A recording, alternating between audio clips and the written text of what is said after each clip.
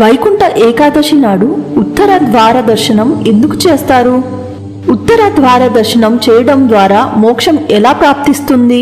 మీరు ఎప్పుడైనా మధు కైటభ విగ్రహాలు దేవాలయంలో గమనించారా? ఇప్పుడు ఈ వీడియో ద్వారా ఈ ప్రశ్నలకు సమాధానం తెలుసుకుందాం. పురాణాల ప్రకారం మధు మరియు కైటభ అనే రాక్షసులు విష్ణు చేత సంహరించబడ్డారు. అప్పుడు వాళ్ళు ఇద్దరు విష్ణువుని వైకుంఠ ప్రాప్తి ప్రసాదించమని ప్రార్థిస్తారు. స్వామి వైకుంఠంలో ఉత్తర ద్వారం తెరిచి ఇద్దరిని లోపలికి రప్పించారు. వాళ్ళని రప్పించిన రోజే వైకుంఠ ఏకాదశి కాబట్టి ఎవరైనా ఉత్తర ద్వారం నుండి ప్రవేశిస్తే వాళ్ళకి మోక్షం వస్తుంది అని పురాణాల్లో చెప్పబడింది.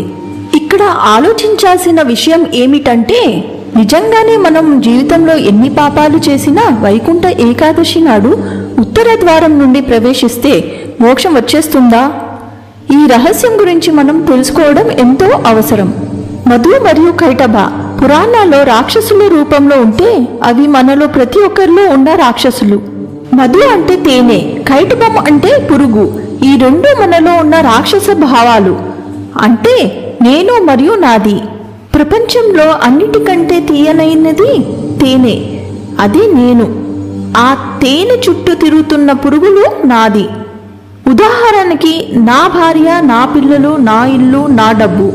ఇవి మధు ఒకరు అయితే కైటభ ఒకరిని సంబోధిస్తాయి.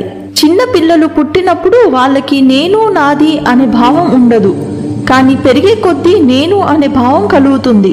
ఇంకొన్నాళ్ళ తర్వాత నాది అనే భావం తెలుసుకుంటారు. ప్రపంచంలో ఎవరు ఏ పాపం చేసినా నేను మరియు నాది అనే భావాల్లో పాపాలు చేస్తారు. ఈ నేను మరియు నాది అనే భావాలు ఎప్పుడు మనలో చనిపోతాయో అప్పుడే మనకు మోక్షం లభిస్తుంది.